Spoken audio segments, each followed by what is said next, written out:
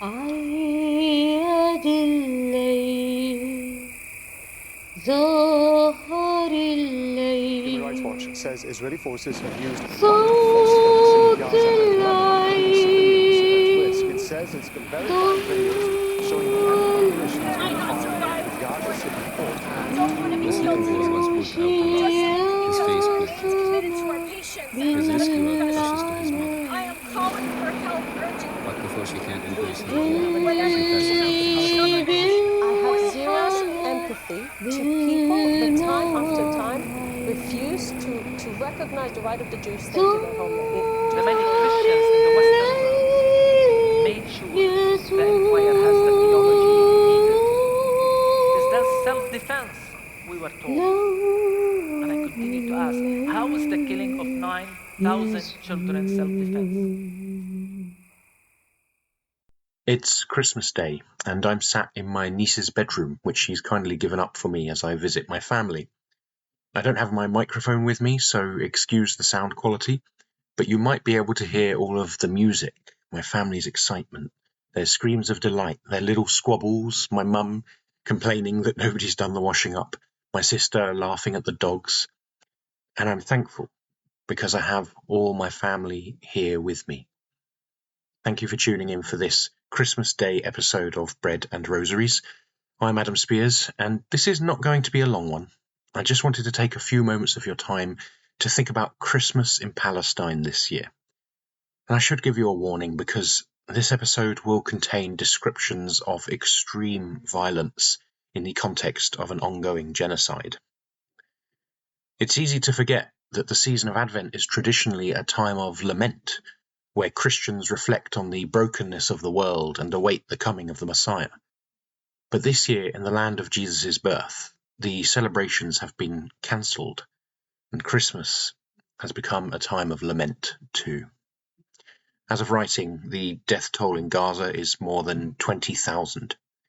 We've seen indiscriminate bombing, denial of food, water and medical aid, the targeting of civilians, journalists and children, scores of men and boys paraded semi-naked in the street, churches and mosques sheltering refugees besieged by Israeli snipers, newborn babies left to die and decompose in their incubators, grandmothers shot, left to die, and then run over by tanks. The list of atrocities goes on and on and on. The genocidal rhetoric from those in positions of command authority in Israel betrays what Israeli historian and Holocaust expert Raz Segal calls a textbook case of genocide. And just 8 days into the onslaught, more than 800 scholars and practitioners of international law, conflict studies and genocide studies signed a public statement warning of the possibility of genocide being perpetrated by Israeli forces against Palestinians in the Gaza Strip. Since then, the death toll has only continued to rise. There can be little question that we are seeing a genocide unfold before our eyes. And yet, our political class, with a few notable exceptions, steadfastly refuses to do anything about it. But it's not just our political class.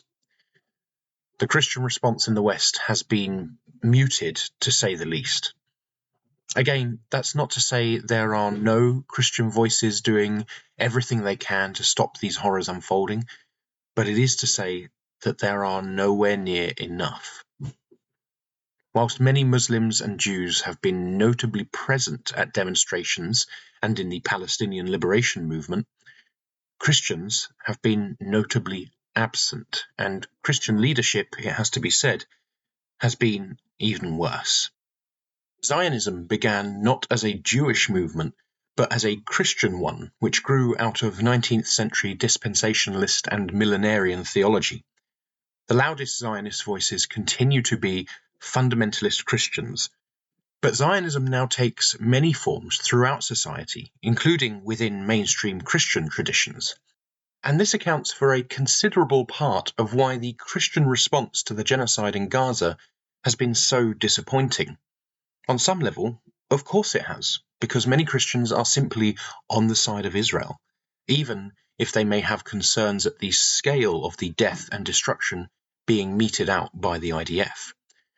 Now, I need to be honest in this next bit, because there's no way for me to talk about this without potentially sounding both egotistical and judgmental.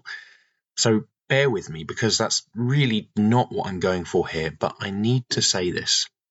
I've been to quite a lot of demos, both local and national, over the past 2 months, and the Christian presence has been limited. There have normally been Christians there, but not many, and despite inviting a lot of Christians personally, precisely 0 have joined me. 0. And look, I get it. Life is hard. Not everyone has the time, money, or health to do it. And this is not a call out of individuals either, believe me.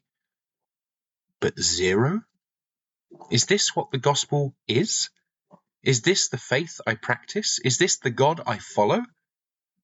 When so much of this genocide is directly supported and funded by Christian Zionists and Christo-fascists, we absolutely cannot allow them to be the loudest Western Christian voice on it. Feeling sad and saying how terrible it all is isn't enough. The people of Gaza deserve better, and God demands better. Now, I hope this comes across as I intend it, not as it could. And I hope if you're listening to this, it is in some way helpful. We've got big plans on the podcast coming up for the next season, including interviews with important voices on the topic of Palestine and Israel. But for now, we wanted to do something tangible. So we've set up a fundraiser for the Palestine Solidarity Campaign. So if you've got a few pennies, please do consider throwing them that way. The link's in the show notes, and it should be up soon. It needs to be processed yet, but you should be able to find it. Until next time, happy Christmas.